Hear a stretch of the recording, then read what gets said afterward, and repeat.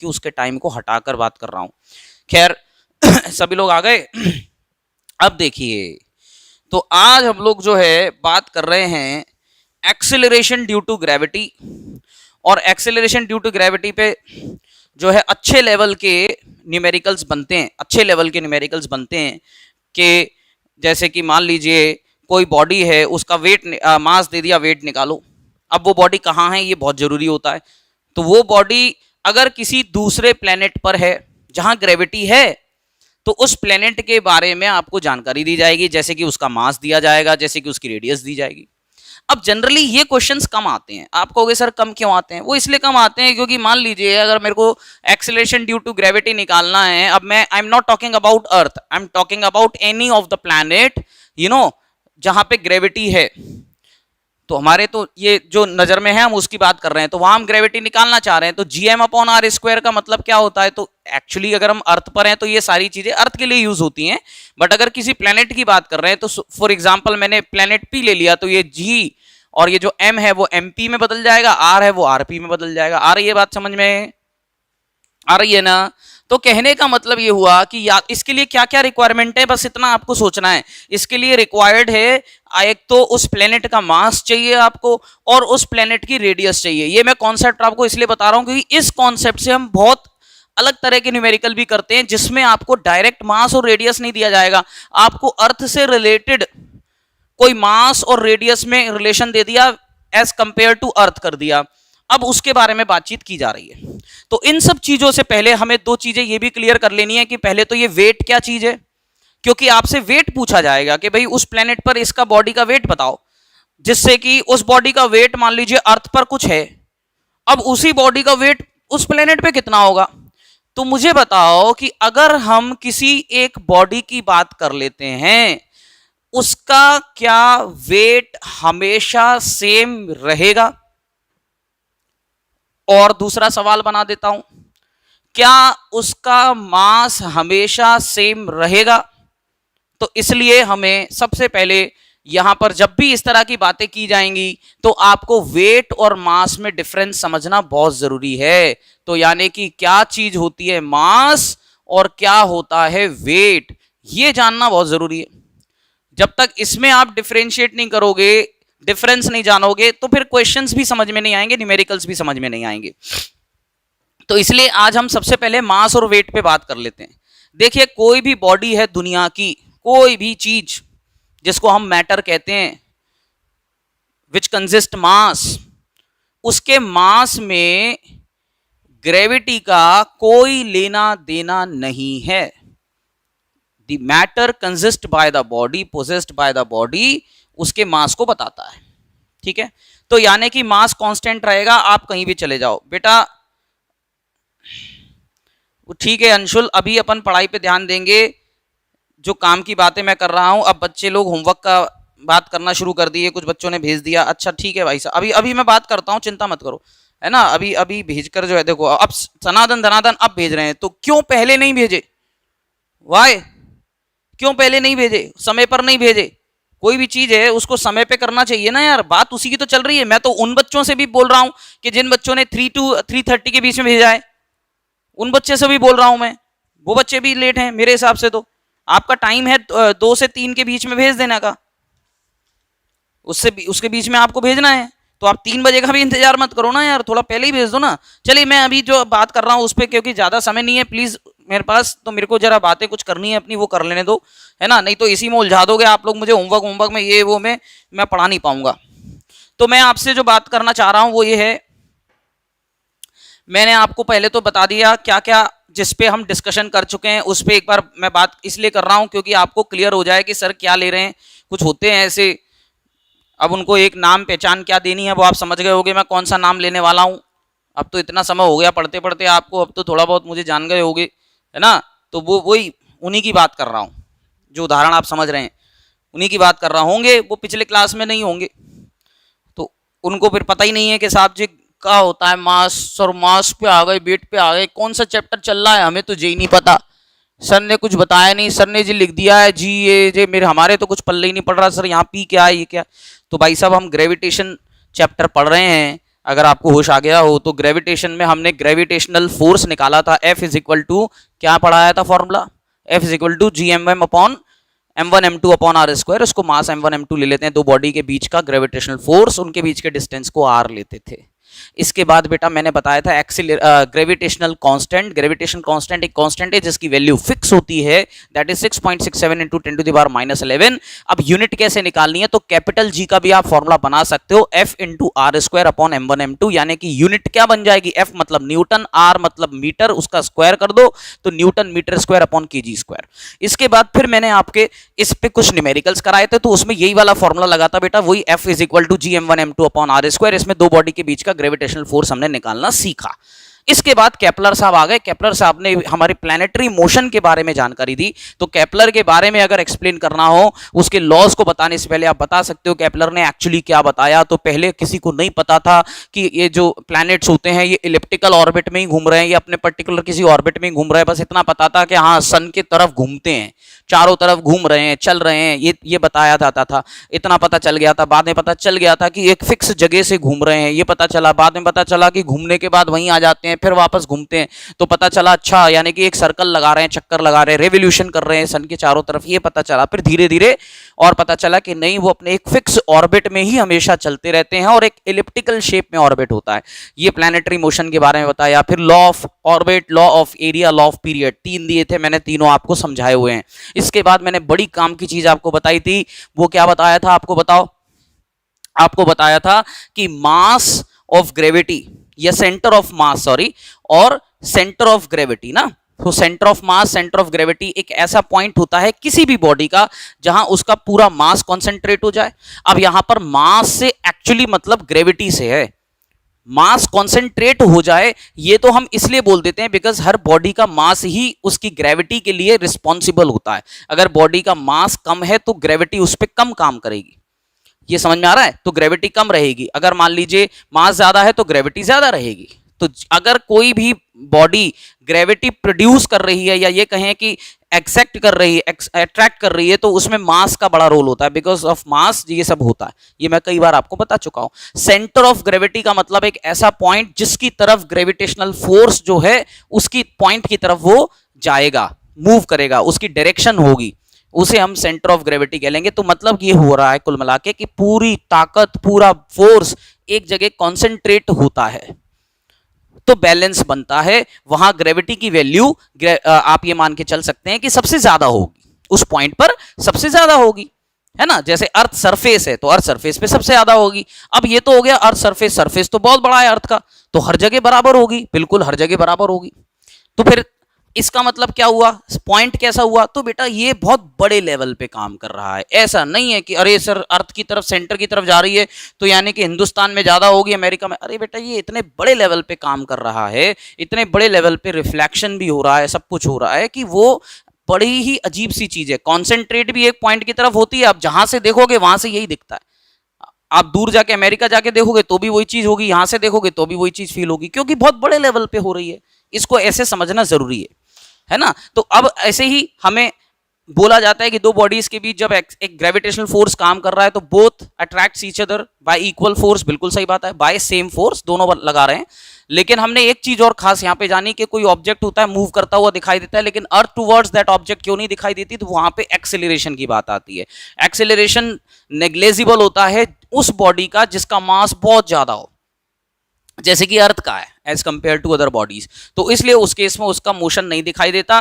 तो आपके लिए फोर्स का एक फॉर्मूला आपको बताया था, मैं धीरे धीरे इस पे ही आ रहा हूं, ध्यान रखना। तो ये फॉर्मूला जो बताया था मास इनटू एक्सेलरेशन, ये बताया था, इससे हम किसी बॉडी के एक्सेलरेशन का पता कर लेते हैं। इसका मतलब ये हुआ कि किसी बॉडी के मोशन के लिए एक फोर्स रिस्पॉन्सिबल जरूर होता है। देखिए फोर्स को आप एक एनर्जी की तरह मान के चलना, तो अगर आप बढ़िया एनर्जी की तरफ से अगर सोचना शुरू करोगे तो हर चीज जल्दी समझ में आएगी। मतलब किसी भी चीज के एक्शन रिएक्शन के लिए एक एनर्जी तो है उसके पीछे जो काम करेगी, बिना एनर्जी के तो कुछ नहीं होगा ना। तो बस वही चीज है। तो यहां एक्सेलरेशन में ये कह सकता हूं कि force is a main factor for the acceleration, so that acceleration can happen. ठीक है ना।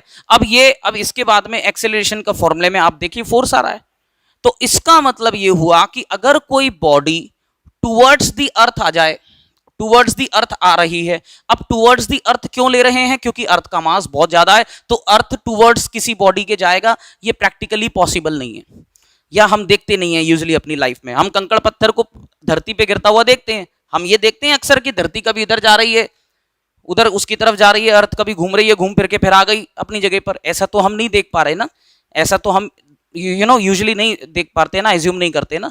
तो जो चीजें हमारे आसपास दिखाई देती हैं, आसानी से होती हैं, हम उस पर बात करेंगे ना ज्यादातर, तो इसलिए हम उसी पे बात कर रहे हैं।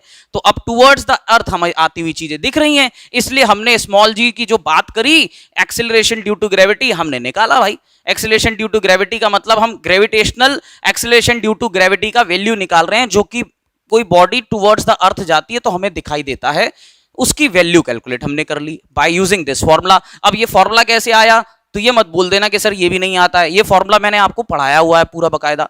जब भी हम किसी भी ग्रेविटेशनल फोर्स की बात करेंगे तो जो फोर्स का जनरल फॉर्मूला होता है मास इनटू एक्सेलरेशन, उसमें एक छोटा सा चेंज आ जाता है, एक्सेलरेशन ड्यू टू ग्रेविटी ए की जगह हम ले लेते हैं। यानी कि अगर कोई बॉडी टुवर्ड्स दी अर्थ आ रही है तो उसके लिए ग्रेविटेशनल फोर्स रिस्पॉन्सिबल है, यानी कि वहां एक्सेलरेशन उस बॉडी के अंदर जो प्रोड्यूस होगा वो प्रोड्यूस हो रहा है बिकॉज ऑफ ग्रेविटी।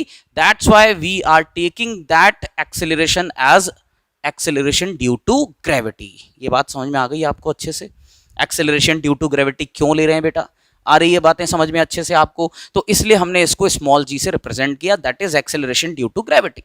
अब फोर्स का, चूंकि this is actually a force, ठीक है, तो कोई बॉडी होती है, वो बॉडी किसी पे फोर्स लगा रही है, या कोई एक बॉडी दूसरी पर फोर्स लगा रही है, तो फोर्स ही होता है ना। तो अगर मैं जब फोर्स काउंट करता हूं, कैलकुलेट करता हूं, तो फोर्स का मैं कोई भी फॉर्मूला लगाऊं, अगर मैं किसी पर्टिकुलर बॉडी का फोर्स लगा रहा हूं और उसमें मैं उसका मास ले रहा हूं, वही डिस्टेंस ले रहा हूं, सब कुछ वही चीजें ले रहा हूं, तो फोर्स का जो फॉर्मूला एप्लीकेबल होगा वहां पे, उससे उसकी वैल्यू सेम आएगी। वो तो नहीं बदलेगी ना, फॉर्मूला बदल जाएगा लेकिन वैल्यू सेम आएगी। तो अब हमारे पास जो जो फैक्टर्स होते हैं उसके अकॉर्डिंगली हम फोर्स का फॉर्मूला लगाते हैं। अभी तक हम जी की बात नहीं कर रहे थे क्योंकि जी हमें नहीं पता था, अब हम जी पे डिस्कस करने लगे तो हमने फोर्स का एक नया फॉर्मूला पड़ गया। वैसे हमने फोर्स कैसे निकालना था कि कोई बॉडी है, अगर वो अर्थ की तरफ आ रही है, मतलब उस पर ग्रेविटेशनल फोर्स अर्थ लगा रहा है, तो वो फोर्स कैसे निकाला जाता है? तो वो जनरल फोर्स जो होता है उसे हम ग्रेविटेशनल फोर्स कहते हैं। वो क्या होता है साहब? वो होता है GMM upon are square. M1 M2 होता है, लेकिन अर्थ के केस में मैंने आपको क्या बोला, जनरली जब हम ये ड्राइव कर रहे थे फॉर्मूला, तो हम इसमें लिख देते हैं पहले से कि जो कैपिटल M है उसको मैं मान लेता हूं मास ऑफ अर्थ। याद रखिएगा, ये यहां पे मास ऑफ अर्थ का मतलब है वो प्लेनेट जहां ग्रेविटी है, तो हम अर्थ की बात कर रहे हैं, इसलिए यहां पे जो कैपिटल जो आर फॉर्मूला याद करिए यूज किया था, उसके लिए मैंने बताया था ना रेडियस ऑफ अर्थ ले लेते हैं बिकॉज बहुत ज्यादा होती है, ठीक है कि नहीं। अब वो जो ऊपर बॉडी है जो उसकी तरफ आ रही है, वो वाला जो डिस्टेंस है वो बहुत नेग्लेजिबल होता है, इग्नोर कर देते हैं, लेकिन उसके भी डेरिवेशन है, वो आपके अभी सिलेबस पे नहीं है। आगे जाके मैं इस पे जरूर थोड़ी सी बातचीत आपसे जरूर कर दूंगा, जिससे आगे अगर आपसे कॉम्पिटिटिव लेवल पे कोई पूछे बात करे तो आपको उसका भी आंसर पता हो। तो मैं एक छोटा सा एग्जांपल उसके थ्रू समझाऊंगा। अभी आपको हाल फिलहाल मैं ये वाला डेरिवेशन समझाने के लिए बता रहा हूं कि रेडियस ऑफ अर्थ को आप वो डिस्टेंस मान के चलेंगे, अर्थ बिटवीन दैट बॉडी। तो देखिएगा, ये कैपिटल आर क्या हो जाएगा बेटा? Radius of earth.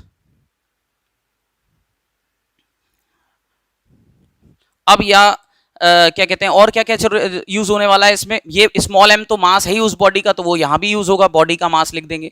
तो ये m मैंने बताया था मास ऑफ द बॉडी, मतलब वो छोटा बॉडी जो अर्थ की तरफ जा रहा है। अब इसमें फॉर्मूले में capital M into small m upon capital R square ये बन गया। अब ये भी फोर्स है, ये भी फोर्स है, दोनों को जब कंपेयर करोगे तो क्या निकल के आएगा? m into g is equal to G into capital M into small m upon are square आएगा। ये कैंसिल हो गया था, तो g is equal to G M upon are square हो गया। ये actually acceleration due to gravity की जब बात करें तो ये फॉर्मूला आप फटाक से लगा देना। एक्सेलरेशन ड्यू टू ग्रेविटी निकालना है तो ये फॉर्मूला लगा देना, ये मैंने आपको लास्ट क्लास में बताया था। ठीक बात है, ठीक बात है, यहां तक समझ में आ रही है बातें? इतनी बात समझ में आ रही है बेटा? चलिए, आ रही होगी, है ना।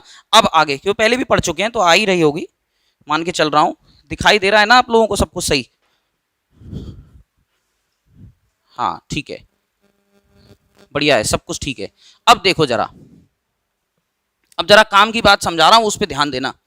अब मैं आपसे बात कर रहा हूं मास ऑफ वेट की। तो बेटा ये तो एक्सेलरेशन ड्यू टू ग्रेविटी आ गई, यानी कि बॉडी जब अर्थ पर होती है या अर्थ की तरफ होती है, या जा रही होती है, मेरा मतलब अर्थ की तरफ जा रही होती है या अर्थ पर होती है, तो उस पर ये जी जो है काम करेगा कि नहीं करेगा? बिल्कुल करेगा। तो इसका मतलब ये हुआ कि जब बॉडी अर्थ सरफेस पर है और अर्थ सरफेस पर तो बहुत ज्यादा ग्रेविटी, यानी ग्रेविटी की मैक्सिमम वैल्यू होती है।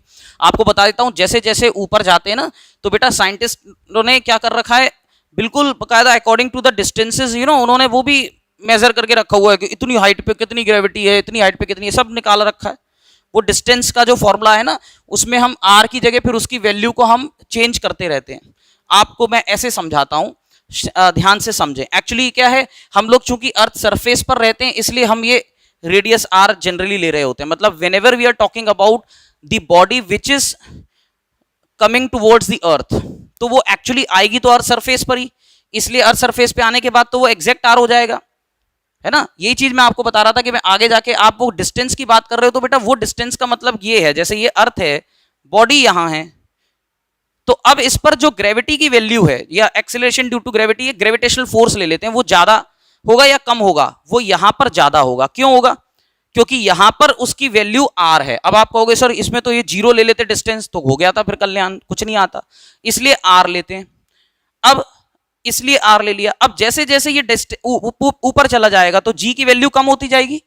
जी की वैल्यू कम क्यों हो रही है, आप इस फॉर्मूले से समझे। जी की वैल्यू इसलिए कम हो रही है ना, क्योंकि यहां से आप मान के चलो कि ये रेडियस जो भी आर है, ये कैपिटल आर है मान लिया। अब जैसे जैसे आप ऊपर जाओगे डिस्टेंस बढ़ेगा, यानी आर की वैल्यू बढ़ेगी, और जब आर की वैल्यू बढ़ेगी तो जी कम होगा। इतना तो आप जानते हो कि जब ऊपर नीचे होते हैं, मैंने फिजिक्स में कई बार बताया कि इनवर्सली प्रोपोर्शनल टू होते हैं, तो आर इंक्रीज हो रहा है। एक्चुअली आर का मतलब तो रेडियस है, वो कांस्टेंट रहेगा, लेकिन बॉडी ऊपर है तो वो प्लस कर देंगे वो डिस्टेंस को, तो जैसे ही प्लस करोगे जी की वैल्यू कम होनी शुरू हो जाएगी। तो ये बताता है कि ये जो फॉर्मूला है ये सही है, काम कर रहा है, ठीक है। तो एग्जैक्ट ये बात होती है। तो अब हमें जो ग्रेविटी की जो जी की वैल्यू है, जो ये वाला फॉर्मूला है जी का, इसीलिए ये जो वैल्यू देता है जी बेटा, वो क्या देता है, एक्सेलरेशन ड्यू टू ग्रेविटी में जो ये जी है वो क्या वैल्यू देता है, वो वैल्यू देता है जब बॉडी अर्थ सरफेस पर है, क्योंकि इधर हम आर ले रहे हैं, तो इसलिए हम अर्थ सरफेस की वैल्यू जनरली लेके चल रहे हैं, ये ध्यान रखें, ठीक है कि नहीं। अब वो जो इतनी ऊपर है, कुछ मीटर की हाइट पर है, कुछ पर है, तो उस पर उतना वैल्यू पे फर्क भी नहीं पड़ रहा है, इसलिए हम इग्नोर करते हुए ये फॉर्मूला अप्लाई कर रहे हैं। ये तो इतनी बात समझ में आ गई होगी आपको। अब मैं बात कर रहा था कि ये जो जी आ गया, इसकी वजह से इसका मतलब ये हुआ कि अगर कोई बॉडी अर्थ सरफेस पर है तो उस बॉडी का जो मास है जो वो कंटेन करता है बॉडी का, तो वो मास तो है अपनी जगह, लेकिन चूंकि ग्रेविटी अर्थ सरफेस पर है, यानी उसमें एक्सेलरेशन ड्यू टू ग्रेविटी भी इन्वॉल्व होगी। लेकिन हर बॉडी पर क्या हो रहा है, मास बॉडी के अलग अलग हैं, तो इसलिए इन्होंने क्या किया, वेट एक नई चीज हम यहां पर इंट्रोड्यूस कर देते हैं, जिससे हमें पता चलता है बॉडी के मास, और उसमें इंक्लूड क्या हो जाता है, एक्सेलरेशन ड्यू टू ग्रेविटी, जिसकी वजह से हम उसका फॉर्मूला, एक्चुअली वो एक फोर्स की में बदल जाएगा, वेट फोर्स में इसलिए बदल जाएगा क्योंकि ये जो चीज है ये एक फोर्स प्रोड्यूस कर रही है। एक्सेलरेशन ड्यू टू ग्रेविटी मतलब एक ग्रेविटी जो है वो क्या प्रोड्यूस कर रही है, फोर्स प्रोड्यूस कर रही है। तो यानी कि अगर आपसे वेट बोला जाए कि क्या होगा, तो that is not mass, weight is the different thing जिसमें ग्रेविटी इन्वॉल्व है, तो यानी कि mass into acceleration due to gravity, ये आप लेंगे। अब ये जनरली अर्थ सरफेस पे मैंने बताया था 9.8 आता है, ये हमने कैलकुलेट भी किया था बस, तो 9.8 ये लेके चलेंगे, और जो भी मास आता है किसी भी ऑब्जेक्ट का वो मास रख लीजिए, इनका जो भी मल्टीप्लाई होगा हर बॉडी का वो वेट इस तरीके से निकलता चला जाएगा। इसका मतलब ये हुआ कि ग्रेविटी तो सब पे बराबर काम कर रही है। अब जिस बॉडी पर मास ज्यादा है ऑटोमेटिकली उसका वेट ज्यादा हो गया, तो हमें ये नहीं कहना है कि अरे देखो उस पर ग्रेविटी ज्यादा लग रही है, इस पे कम वो उसका मास ज्यादा है इसलिए ऑटोमेटिकली उसका वेट भी ज्यादा हो जाएगा। आ रही है बात समझ में, ये मतलब है। तो इसलिए मास बड़ी इंपॉर्टेंट चीज है। तो ये डिफरेंस आपको समझ में आया मास और वेट में। ये डिफरेंस आपके एग्जामिनेशन पॉइंट ऑफ व्यू से बात कर लो तो 3 मार्क्स में भी पूछा जाता है। बताओ जल्दी, यस सर लिख दो, यहां तक जो है क्लियर हो गया, बोलो जल्दी बताओ, यहां तक क्लियर हो गया कि नहीं हो गया। तो स्मॉल जी आपको समझ में आई बात। अभी ये डिफरेंस जो है इस पे मैं एक्चुअली आ रहा था, ये काम की चीज है। चलिए तो वेट, तो जब W जो है हम निकालेंगे वेट किसी बॉडी का, that is mass into acceleration due to gravity निकालेंगे, ध्यान रखना, ठीक है।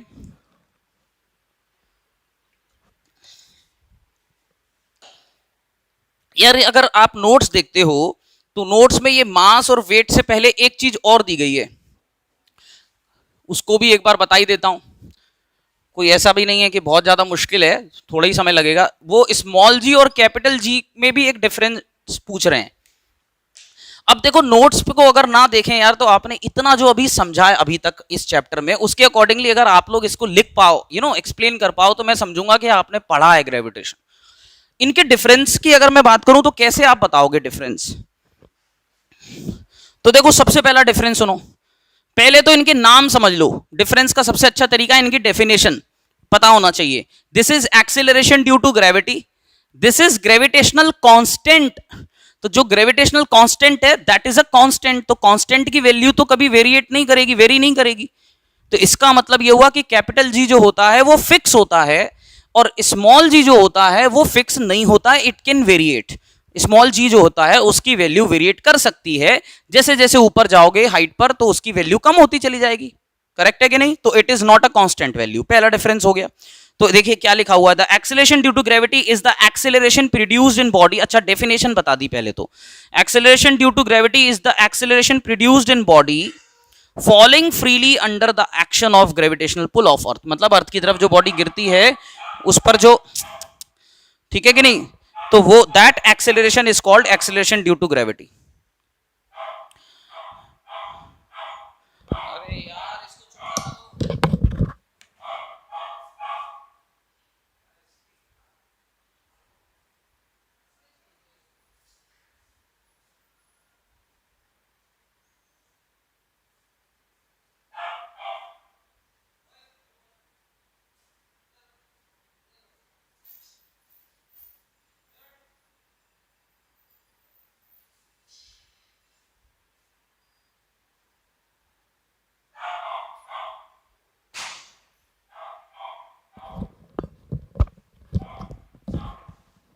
देखिए पहला डिफरेंस क्या बताया मैंने, ये एक्सेलरेशन ड्यू टू ग्रेविटी है when a body comes for towards the earth, moves towards the earth, और ये एक ग्रेविटेशनल कांस्टेंट होता है जो हर जगह सेम रहेगा। इसको क्या लिखा गया था, gravitational force between two bodies of unit mass separated by unit distance is known as universal gravitational constant. नहीं आया होगा समझ में आपको, यूनिट मास और separated by unit distance between two bodies का मतलब मैं समझा देता हूं। एक्चुअली इन्होंने ऐसे इसको एक्सप्लेन किया है, देखो किसी की भी फिजिक्स में डेफिनेशन बनाने का तरीका बताता हूं, उसका फॉर्मूला याद कर लो। जैसे कि कैपिटल जी का फॉर्मूला क्या बन सकता है, तो याद करो F is equal to G m one m two upon are square होता है, ये मैंने आपको पढ़ाया है बताया है। तो कैपिटल जी कितना आ गया था, F into are square upon m one m two. इसका मतलब क्या है समझा दूं, इसका मतलब ये है कि जो दो ऑब्जेक्ट ले रहे हो उनका मास अगर यूनिट है, यूनिट का मतलब होता है 1 यूनिट, 1 यूनिट का मतलब केजी में ले रहे हो तो 1 केजी, ग्राम में ले रहे हो तो 1 ग्राम। अब चूंकि हम एसआई सिस्टम में ही बात करते हैं, क्योंकि फोर्स को भी हम न्यूटन में लेंगे तो हम मान के चलेंगे केजी, यानी कि अगर कोई दो बॉडी हैं जिनका मास 1 केजी है, जिनका मास 1 केजी है और वो दोनों एक दूसरे से 1 मीटर की डिस्टेंस पर हैं, एसआई यूनिट डिस्टेंस का मीटर होता है, 1 मीटर के डिस्टेंस पर हैं, तो वो जो फोर्स होता है उनके बीच में ग्रेविटेशनल फोर्स, उसी को हम कहते हैं ग्रेविटेशनल कांस्टेंट। यानी कि दो बॉडीज यूनिट मास वाले बॉडीज जो यूनिट डिस्टेंस पर हैं उन पर लगने वाला, उनके बीच में अप्लाई होने वाला gravitational force is actually gravitational constant. यहां से अगर ये वैल्यू 1 है, ये वैल्यू 1 है, ये वैल्यू 1 है, तो बोलो G is equal to F आया कि नहीं आया, G is equal to F आया कि नहीं आया। तो उन्होंने इस तरीके से इसको एक्सप्लेन कर दिया। अब G की मैं बात करूं तो G तो अपने आप में एक फिजिकल यूनिट है, एक फिजिकल क्वांटिटी है। मेरा मतलब acceleration is a physical quantity, तो उसको हमने एज अ फिजिकल क्वांटिटी समझा दिया।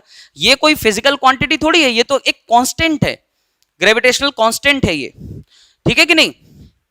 फिजिकल क्वांटिटी है, चूंकि एक तरह से फोर्स है मैं कह सकता हूं, लेकिन चूंकि ये कांस्टेंट है इसलिए इसको ऐसे समझा दिया। तो ये केवल डिफाइन करने का तरीका है। तो इसलिए इसमें उन्होंने बताया है कि ग्रेविटेशनल फोर्स जो लग रहा है बिटवीन टू बॉडीज जिनके मास यूनिट हैं, देखो आप साफ साफ लिखा है unit mass separated bye, separated मतलब जो अलग अलग हैं, दूर हैं 1 यूनिट पर, तो separated by unit distance is known as universal gravitational constant. वो यूनिवर्सल ग्रेविटेशनल कांस्टेंट बन गया, ऐसे डिफाइन करते हैं। दूसरा है the value of small g is different at different positions of the earth. अब अर्थ के अलग अलग, मैंने आपको बताया जगह पर जी की वैल्यू वेरिएट करती है, थोड़ी बहुत वेरिएट करती है, ऊपर चले जाओ, थोड़ा नीचे चले जाओ, तो बदलेगी वैल्यू। नीचे जाएंगे तो भी बदलेगी, सरफेस पे सबसे ज्यादा होती है। लेकिन कैपिटल जी जब हमने पढ़ाया था बिगिनिंग में, मैंने बताया था कि ये किसी चीज पर भी डिपेंड नहीं करता, ये कांस्टेंट रहता है। चाहे साइज की बात करो कोई जगह की, या मास की बात कर लो, या किसी जगह की बात कर लो, कैपिटल जी की वैल्यू फिक्स रहेगी, it is a constant universe में कहीं भी। अब the value of small g decrease होती है as we go higher from the surface and under the surface. मैंने पहले बता दिया, स्मॉल जी की वैल्यू ऊपर जाएंगे तो घटेगी, नीचे जाएंगे तो भी घटेगी। और जो कैपिटल जी है वो चेंज नहीं होता बेटा, इसमें स्मॉल जी बन गया है राइट साइड में, उसको प्लीज चेंज करके कैपिटल जी लिख लेना। वो जो डिफरेंस हम बता रहे हैं, एक मिनट, किसी ने कुछ डाउट पूछा है क्या? बिल्कुल मौका दूंगा, जैसे ये खत्म हो जाएंगे डिफरेंस मैं आपको पूछूंगा कि आ रही है बात समझ में कि नहीं। अच्छा, मैसेज किसी और का है, ठीक है। तो इस बेटा ये जो डिफरेंसेस हैं इसमें थर्ड पॉइंट में इस तरफ कैपिटल जी में वो स्मॉल जी बन गया है, सिंबल चेंज कर लेना। The value of small g at the centre of the earth is zero. तो एक पॉइंट ऐसा भी आता है जहां पे वैल्यू जीरो हो जाती है, लेकिन कैपिटल जी जीरो नहीं होता। और जो कैपिटल जी है उसकी मैक्सिमम वैल्यू कह लें अर्थ सरफेस पे वो भी फिक्स है 9.8, लेकिन जो कैपिटल जी है उसकी वैल्यू होती है 6.67 10 to the power -11 newton metre square पर केजी स्क्वायर। दोनों की वैल्यू अलग अलग है, तो ये भी तो एक डिफरेंस ही हुआ, दोनों की न्यूमेरिकल वैल्यूज अलग अलग है अगर हम अर्थ सरफेस पे भी निकाल लें तो इस तरीके से ये डिफरेंसेस हुए, आपको याद रखना है। देखिए इट इज, अगर 3 मार्क्स में एक्चुअली आ जाएगा डिफरेंस, तो it is an acceleration because of the gravitational pull. Short में अगर कहोगे तो it is an acceleration due to gravity because of, it is an acceleration because of gravitational pull. और इसको मैं क्या कहूंगा, gravitational force between two bodies of unit masses separated at a unit distance. इसके बाद में इसकी वैल्यू जो है चेंज हो सकती है, इसकी वैल्यू नहीं होती। इसका कोई क्या कहते हैं, अर्थ के अलग अलग जगह पर वैल्यू अलग अलग होगी, इसकी वैल्यू सभी जगह पर सेम होगी। इसका वैल्यू जो होता है 9.8 होता है, इसका वैल्यू 6.67 -11 होता है। इस तरीके से आप डिफरेंशिएट कर पाएंगे कि नहीं कर पाएंगे।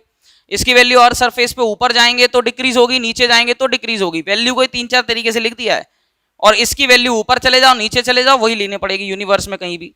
ये डिफरेंसेस आपको याद करने हैं। इसकी वैल्यू जीरो हो सकती है और सेंटर पे इसकी वैल्यू कहीं भी जीरो नहीं होती। अब आगे लिखा हुआ है variation in value of acceleration due to gravity. सुनिएगा ध्यान से, वेरिएशन की बात की गई है, अलग से एक नोट डाल के लिखा हुआ है इसमें कि वेरिएशन क्या होते हैं। तो वेरिएशन जो मैंने आपको बता दी है वही है, अगर ऊपर जाओगे तो भी वैल्यू कम हो जाएगी, नीचे जाओगे तो भी वैल्यू कम होने शुरू हो जाएगी। तो इसका मतलब स्मॉल जी का maximum value at the surface of earth होता है। चलो मैं सुना देता हूं, लिखा हुआ है इसलिए। The value of small g is maximum at the surface of earth as we go above the surface of earth value of small g increases, sorry गलत लिखा हुआ है, decreases होना चाहिए यहाँ पे, इसको चेंज कर लीजिए। जो लिखा हुआ है मैं भी कर रहा हूँ नोट्स में, इसको increases लिखा हुआ है, decreases कर लेना। नोट्स देख रहे हो ना आप लोग। and as we go under the surface of the earth value of small g decreases in the depth, the value of small g 0 at the center। ये सारी चीजें मैं बता चुका हूँ, ठीक है। Value of small g is more on poles in comparison to its value on equator because polar diameter of the earth is smaller than equatorial diameter of the earth. देखिए पोलर्स पे जो है पोल्स पे ज्यादा होता है और equator पे कम होती है वैल्यू, क्योंकि उसका शेप इस तरह से है कि वो जो डिस्टेंसेज हैं वो ज्यादा कम है, इस वजह से डिस्टेंस जैसे जैसे बढ़ेगी वैल्यू कम हो जाएगी, डिस्टेंस कम होगी वैल्यू बढ़ जाएगी। Mass of the earth, sorry mass and weight, इसके बारे में मैं आपको एक्सप्लेन कर चुका हूं बेटा। मास के बारे में क्या होता है, quantity of matter contained by a body is called mass. एक स्केलर क्वांटिटी होती है मास, इसका यूनिट होता है केजी, ये मैंने बता दिया। SI unit kilogram. वेट की मैं बात करूं तो वेट का मतलब क्या है बेटा, द फोर्स। वेट एक तरह का फोर्स है, इसलिए इसको न्यूटन में मेजर करते हैं। फोर्स का फॉर्मूला होता है मास इनटू एक्सेलरेशन।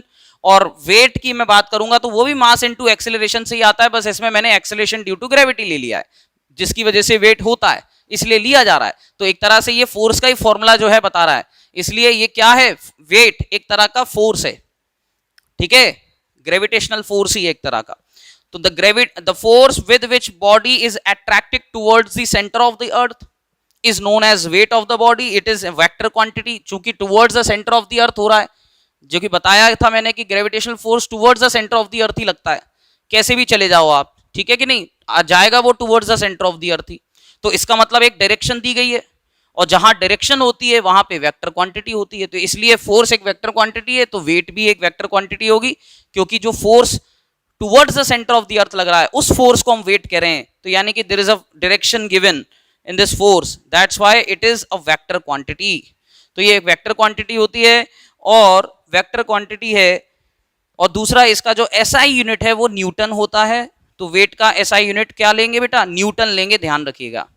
अब इन्होंने बोला कि एक्सेलरेशन ड्यू टू ग्रेविटी, अगर मैं किसी बॉडी में निकालना चाहता हूं वेट, किसी बॉडी का वेट निकालना चाहता हूं, उस बॉडी का मास ले लिया मैंने स्मॉल m, और उस बॉडी से जो एक्सेलरेशन ड्यू टू ग्रेविटी जो हो रहा है वो स्मॉल g रहता ही है, तो वेट का फॉर्मूला बन जाएगा mass into acceleration due to gravity. ये सारी जनरल बातें हैं, इसलिए इतना कोई डिटेल में सब कुछ एक्सप्लेन कर चुका हूं, तो इसलिए बता रहा हूं, आपको सब पता है ये। तो weight is equal to mass into acceleration due to gravity, इस तरह से आप निकालेंगे। अब मैंने जो बिगिनिंग में बोला था, कितना समय हो गया मेरे को, बाकी चीजें मैंने एक्चुअली पढ़ा दी बीच में।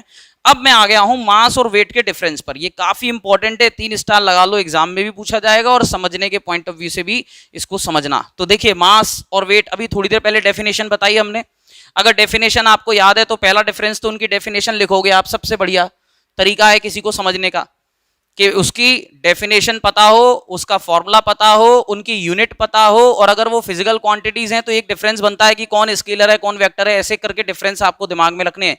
जैसे याद करो मोशन चैप्टर में हमने कई बार इस तरह से यूज किया कि कोई वेक्टर क्वांटिटी है, कोई स्केलर क्वांटिटी है, तो इस तरह से वो सब बता दिया। तो स्केलर क्वांटिटी है तो इसका मतलब उसकी वैल्यू 0 कभी नहीं होगी, कोई वेक्टर क्वांटिटी है तो वो 0 भी हो सकती है, नेगेटिव भी हो सकती है, एक डिफरेंस ऐसे बन जाता है। ये याद रखनी चाहिए ये चीजें हमेशा इस तरह से, कि ऐसा नहीं कि हर डिफरेंस कोई लगे हैं रटने के लिए, रटे ही जा रहे हैं रटे ही जा रहे हैं, और चीजें सब में एक तरह से लिखी हुई हैं, ये नहीं समझ रहे कि एक ही चीजें लिखी हुई हैं, क्योंकि वो किस कॉन्सेप्ट से उनका डिफरेंस बताए गए हैं वो समझना है हमें। तो देखिए मास क्या है बताओ, तो mass is the quantity of matter possessed by a body, ये बोला है हर बार मैंने, quantity of matter possessed by a body is called mass. अब आते हैं क्या वेट पर, weight is the force, weight क्या होता है बेटा, फोर्स होता है जो टुवर्ड्स द अर्थ या centre, towards the centre of the अर्थ लग रहा होता है, उस क्या कहते हैं फोर्स को हम वेट कहते हैं बॉडी का। इतना बताया मैंने, पहली चीज डेफिनेशन से आ गई।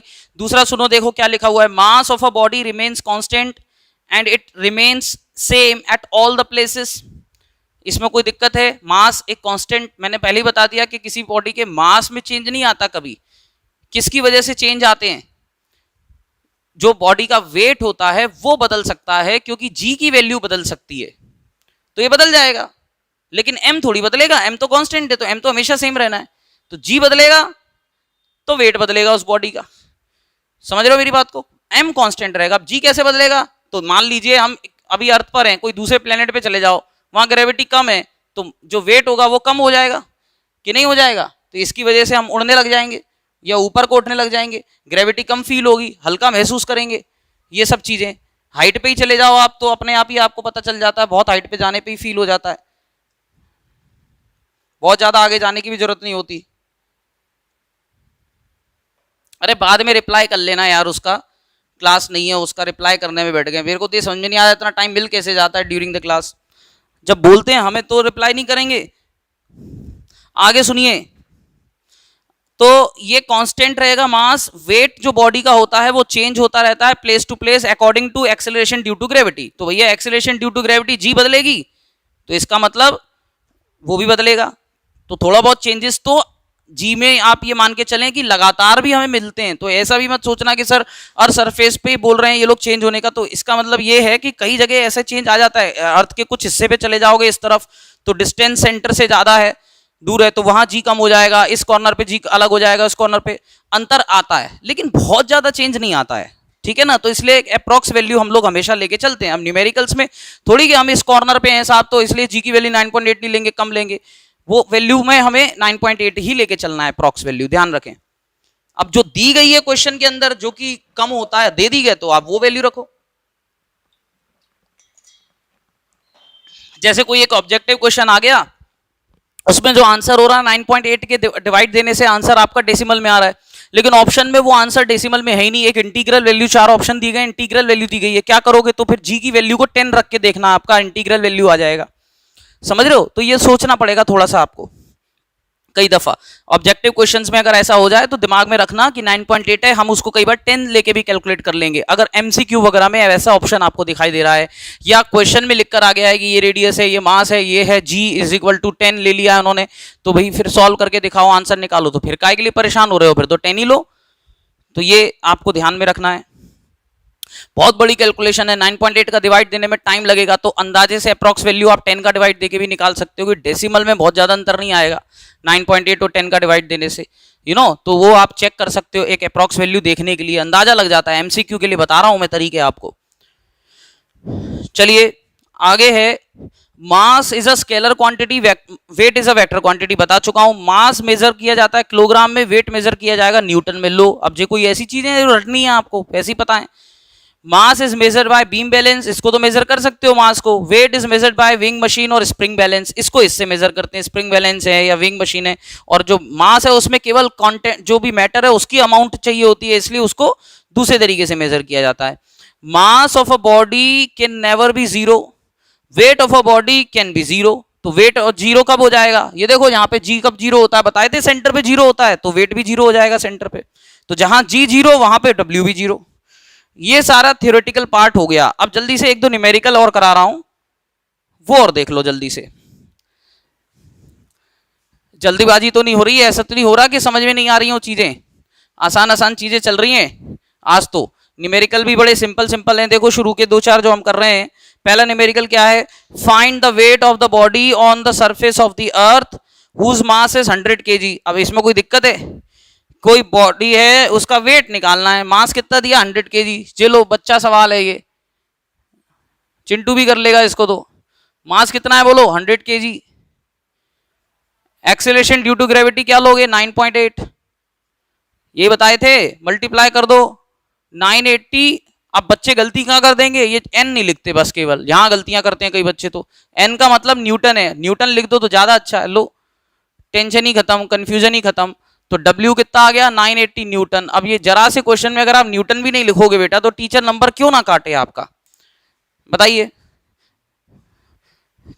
केवल मैथमेटिकल कैलकुलेशन थोड़ी देर आपको पूछी जा रही है 9th क्लास के अंदर कि साहब मल्टीप्लाई करना आता है आपको, बहुत अच्छे से बढ़िया आंसर दे दिया बच्चे ने, अरे बहुत इंटेलिजेंट है बच्चा। तो उसको ये भी पता है कि 9.8 होता है, उसको ये भी पता है कि अरे जो एम होता है, क्योंकि दिया क्वेश्चन में एम जो पता होता है। कितना इंटेलिजेंट बच्चा है, 980 आंसर लिख दिया उसने, तो है ना। न्यूटन नहीं लिखा, क्या फर्क पड़ता है, नंबर नहीं काटते हैं।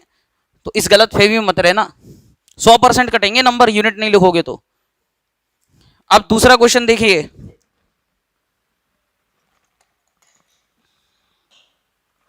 Find mass of the body whose weight is 294 newton. वो निकालो, इसका मास निकालना है। बताओ यार, अब ये करना, ये आपको दिक्कत है करने में? कर लोगे कि नहीं कर लोगे? मास निकालना है किसी बॉडी का जिसका वेट जो है वो 294 न्यूटन है। तो बस इधर उधर ले जाना है। तो देखिएगा वेट कितना दिया है बेटा? 294, 9.8 का डिवाइड दे दो, इसमें इंटीग्रल वैल्यू आ रही है, कोई बात नहीं, इसमें तो आंसर देखो दिया हुआ है, मेरी बात को समझना। आप ये मत सोचना कि आपका आंसर सर 30.1 आ रहा है, 29.9 आ रहा है सर, इसमें ऐसा दिया हुआ है। बिल्कुल पूरे परफेक्ट नंबर मिलेंगे, ऐसे कैसे परफेक्ट नंबर मिलेंगे, चिंता बिल्कुल नहीं करनी। हाँ, अगर ऑप्शन में दिया है तो ऑप्शन में आप ये बताओ आपका आंसर आ रहा है 29.9 या 99 या 98 ऐसा आ रहा है, और आपके ऑप्शन में जो है 29 भी है, वैसे तो होगा नहीं, मान लो है, बहुत क्लोज वैल्यू दे दी मैंने, और 30 भी है, तो ऑब्वियसली आप क्या लोगे? इतने तो आप समझदार हो कि आप 30 लोगे इस केस में, है ना। ये तो नियरेस्ट वैल्यूज तो निकालना आता है आपको। तो ये तो तब बता रहा हूं जब एमसीक्यू में पूछा जाए। अब आपके एग्जाम्स में एमसीक्यू इतने ज्यादा भी नहीं होते हैं कि साहब हर चीज एमसीक्यू में पूछी जाएगी, लेकिन हमें तैयार हर चीज के लिए होना चाहिए, इसलिए मैं बता देता हूं। अब देखो जरा इसको कर लेते हैं। मास निकालना है, वेट दिया है 294, तो वेट दिया हुआ है 294, तो मैंने इसकी जगह 294 रख दिया न्यूटन। न्यूटन में दिया जाए ना, ग्रेविटी की बात चली, समझ जाना वेट ही है। अब ये देखो मास निकालना है, ये है 9.8, जरा देना डिवाइड बेटा, तो m इज इक्वल टू हो जाएगा 294 अपॉन 9.8। अब अगर मान लीजिए इसको आप 10 रखते तो देखो 29.4 आता कि नहीं आता 29.4। तो ये डिपेंड करता है अगर एमसीक्यू दिए जाए तब, नहीं तो आपको 9.8 ही रखना है। अब 9.8 रखना है, घबराने की जरूरत इसलिए नहीं है क्योंकि दोनों इवन नंबर है, कटेंगे अच्छे खासे, तो थोड़ा छोटा कर लो काट के, कोई दिक्कत नहीं है। एक पॉइंट हटाना है तो हटा दो। 2940 अपॉन 98 आपको सॉल्व करना है। किससे कैंसिल हो रहा है ये देखो, 4 से कट जाएगा ये, आखिरी 2 डिजिट अगर 4 से डिविजिबल हो तो नंबर 4 से डिविजिबल होती है, पता है आपको रूल डिविजिबिलिटी। तो 4 से डिवाइड देके देखते हैं, तो 4 से डिवाइड दोगे 4 2 जा 8 और फिर कितना हो गया ये। अच्छा ये तो मैंने चेक करके देखा ही नहीं 4 से कट भी रहा है कि नहीं, ये नहीं कट रहा शायद। 4 2 8 नहीं कटेगा ये, 2 से ही कैंसिल होगा, तो रुक जाओ। 2 4 8 2 4 8 1 2 9 49 आ गया। ये कितना बचेगा 1 4 7 और ये कितना 0 2 1 2 2 4 8 2 7 14 इतना आ गया। अब कैंसिल हो रहा है क्या 7 से, क्योंकि ये नंबर तो 7 से ही कट रही है बस केवल। अगर मान लीजिए 7 से कट रहा है, कट जाए ये नंबर तो बढ़िया है, कट रही है मेरे हिसाब से तो काट दो। 7 2 14 7 1 7 और ये 7 30 आ जाएगा आंसर। कितना है केजी, यही आंसर है। ये मैंने आपके जानकारी के लिए ऐसे बताया कि आप कैसे करोगे, बाकी आप डायरेक्ट डिवाइड भी दे सकते हो नंबर का, आपके ऊपर डिपेंड करता है कैसे करना है। तो 30 केजी आंसर आ गया।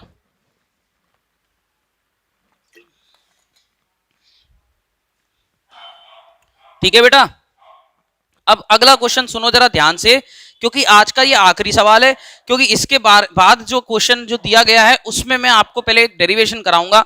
मून का और अर्थ का बड़ा अच्छा खासा रिलेशन है, बहुत बढ़िया क्लोज फ्रेंड हैं ये दोनों, है ना। इनकी दोस्ती के बारे में बातचीत करेंगे, बहुत चर्चा है इनकी दोस्ती की, ठीक है कि नहीं। तो सुनो पहले, उससे पहले एक चीज आपको बताना चाहता हूं, तीसरा न्यूमेरिकल आप कर पाओगे अच्छे से इसलिए बता रहा हूं। कितना समय हो गया है, ओह समय भी बहुत कम बचा हुआ है, जल्दी से देखना पड़ेगा। देखिए आपको मैं बड़ी काम की चीज बता रहा हूं। अगर क्वेश्चन ऐसा आता है कि कोई भी मान लीजिए प्लेनेट पर कोई बॉडी है जा रही है और उस प्लेनेट का कोई मास रेडियस अर्थ के रेडियस से रिलेटेड है, मतलब उसका बॉडी का मास, सॉरी दूसरे प्लेनेट का मास जो है वो अर्थ के मास का डबल है, उसका रेडियस अर्थ की रेडियस से फिर ज्यादा ही होगा अगर मास भी ज्यादा है तो, रेडियस भी मान लो ज्यादा दी गई है 3 टाइम्स है 4 टाइम्स है, या मान लीजिए उसका मास अर्थ के मास का हाफ है, रेडियस 1/3 है 1/4 है, ऐसा कुछ भी आ जाए। तो याद कीजिए जिस तरह से हमने ग्रेविटेशनल फोर्स के बहुत सारे क्वेश्चन किए थे, जिसमें हम लोग ग्रेविटेशनल फोर्स में देख रहे थे कि मास को किसी बॉडी का डबल कर दिया जाए तो क्या होगा, रेडियस को ऐसा कर दिया जाए तो क्या होगा। तो यानी कि अगर किसी बॉडी का फोर्स यानी ग्रेविटेशनल फोर्स है उसमें चेंजेस आ जाते हैं, अगर हम उसके मास में और रेडियस में चेंज कर दें तो एफ की वैल्यू बदलती है कि नहीं बदलती। उसी तरीके से जो स्मॉल जी है एक्सेलरेशन ड्यू टू ग्रेविटी है, एक्सेलरेशन ड्यू टू ग्रेविटी, इसीलिए इसको एक्सेलरेशन ड्यू टू अर्थ नहीं बोलते, नहीं तो फिर केवल हमेशा हम अर्थ की बात कर पाते, हम एक्सेलरेशन ड्यू टू ग्रेविटी बोलते हैं, मतलब दूसरे प्लेनेट पे भी निकाला जा सकता है। तो उस केस में अगर उस प्लेनेट का मास और रेडियस डायरेक्ट दे दें तो यही फॉर्मूला अप्लाई हो जाएगा सीधे सीधे किसी प्लेनेट के लिए। लेकिन मान लीजिए ये ना दिया जाए, ये अर्थ से रिलेटेड दिया जाए किसी तरह से कि ट्वाइस है थ्राइस है, तो अपन इसी फॉर्मूले से उसका भी एक्सीलरेशन ड्यू टू ग्रेविटी निकाल सकते हैं। और जब एक्सीलरेशन ड्यू टू ग्रेविटी निकल जाएगा तो फिर उस बॉडी का उस प्लेनेट पे वेट भी निकाला जा सकता है। ये बात को समझना, मास तो उसका सेम ही रहेगा चाहे अर्थ ले लो चाहे दूसरा ऑब्जेक्ट ले लो। अब मैंने क्या किया, ये अर्थ है, अब एक दूसरा प्लेनेट है जो उससे भी बड़ा है, ठीक है। इस क्वेश्चन में देख लेता हूं, चलो जो आंकड़े दिए वही ले लेता हूं। इसमें दिए गए हैं कुछ मेजरमेंट्स, वो दिए गए हैं डबल है और इंटन रेडियस 4 टाइम्स है। देखिए मान लेते हैं जैसे अब ये अर्थ है, सुनना ध्यान से सभी लोग, तो अर्थ पे बताइए एक्सीलरेशन ड्यू टू ग्रेविटी, मैं उसको थोड़ी देर के लिए जीई कह दूं, जीई कैपिटल जी तो वही रहता है कहीं भी ले लो, बोलो मास में जो कैपिटल एम है वो क्या होता है, मास ऑफ अर्थ, तो मैंने एम ई ले लिया थोड़ी देर के लिए, ये न्यूमेरिकल नहीं है, ये तरीका समझा रहा हूं, न्यूमेरिकल तो अपने आप करोगे फिर आप। रेडियस मैंने कैपिटल आर लिया है, वो आर ई हो जाएगा, ये आ गया जी। अब इस प्लेनेट पर अगर मैं वही चीज निकालना चाहूं तो कैसे निकाल सकता हूं, मैं जी निकालना चाहता हूं, जबकि उस प्लेनेट का जो मास है वो अर्थ के मास का कितना है, ट्वाइस है। ध्यान रखिएगा, वेट की बात बाद में करेंगे, पहले एक्सीलरेशन ड्यू टू ग्रेविटी को समझो। तो उसका जो मास है वो अर्थ के मास का डबल है, यानी कि मास ऑफ दैट प्लेनेट कितना है, twice of the mass of the अर्थ। ये हो गया उस मास, ये अर्थ का प्लेनेट का मास ये हो गया। अब उस प्लेनेट का रेडियस कितना है, तो रेडियस जो है वो 4 times of the radius of the अर्थ है। ये दो फिगर्स इसमें आप देख पा रहे हैं, ये दो फिगर आप इसमें देख पा रहे हैं इस तरीके से। तो अब यहां पे अगर मैं इस प्लेनेट पर एक्सेलरेशन ड्यू टू ग्रेविटी निकालूंगा तो क्या निकल के आएगा, तो वो जीपी जो है देखिए इससे निकल के आ जाएगा, जीपी कितना आ जाएगा बताओ। तो जीपी का formula capital G mass of the planet, MP mass radius of the planet RP, और इसका स्क्वायर। अब लेकिन अकॉर्डिंग टू क्वेश्चन जो एमपी यानी कि मास है वो कितना है, twice of the mass of earth, radius 4 times of the radius of the earth, तो वही चीज यहां रख दो। अब देखो जरा जी कितना आ जाएगा, इस पे काम की चीज बता रहा हूं, ध्यान से देखना जी कितना निकलने वाला है।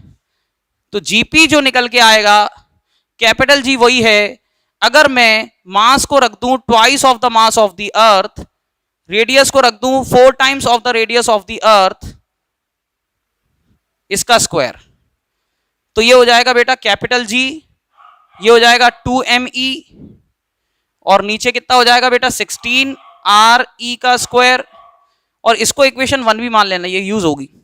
इतना सब कर लिया। अब जरा ध्यान से देखो 2/16 को थोड़ी देर के लिए साइड में कर दो। अब देखिए g into me upon are square, r e का स्क्वायर मेरा मतलब। इक्वेशन 1 को ध्यान से देखो, क्या ये जीई है, एक्सेलरेशन ड्यू टू ग्रेविटी जो अर्थ पे है वही चीज है ये। तो बस आप देखो ये रिलेशन निकल के आ गया, इसकी जगह मैं जीई रख सकता हूं। तो फाइनली क्या निकल के आएगा, प्लेनेट का जो एक्सेलरेशन ड्यू टू ग्रेविटी है वो क्या निकल के आया, जीपी। बोलो जल्दी से क्या निकल के आया, 2 से इसको कैंसिल कर दो, 1/8, तो 1/8 इंटू जीई आ गया। ये रिलेशन आपको आंसर दे देगा अगर आपको किसी भी बॉडी का वेट पूछा जाए दूसरे प्लेनेट पर और उसका वेट अर्थ पर दिया जाए, और दूसरे प्लेनेट पे पूछ रहे हैं अर्थ वो उसका वेट क्या होगा निकालो, तो इस फॉर्मूले को ऐसे आप मैंने ड्राइव करके निकाल दिया।